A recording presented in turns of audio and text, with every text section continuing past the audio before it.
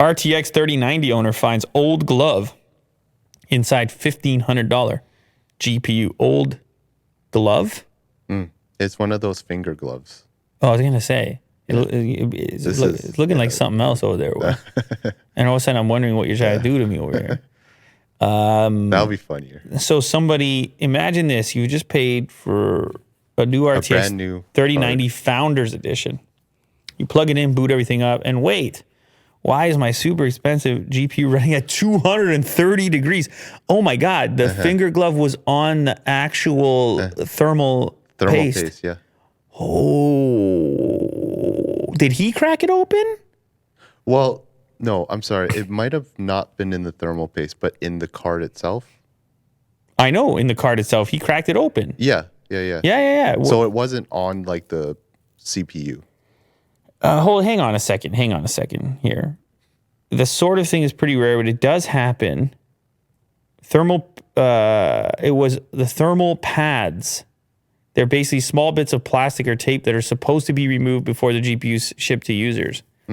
After rolling the device and taking his GPU apart to replace the thermal pads, which you will read if you have thermal issues, you will hear online on Reddit and stuff that'd be like, okay, if you really want to give it a shot, you can replace the thermal pads. He discovered a finger glove hidden inside the thermal pads. Wow.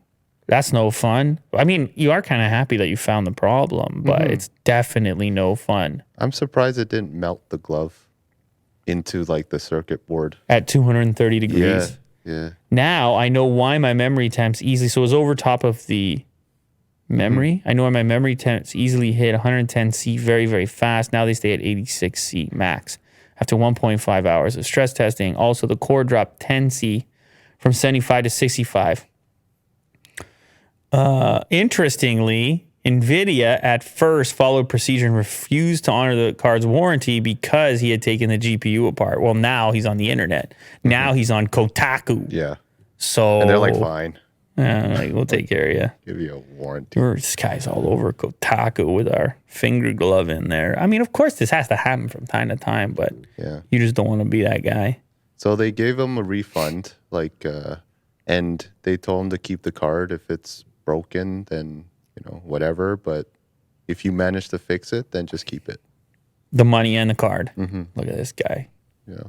Doing well for himself. Yeah.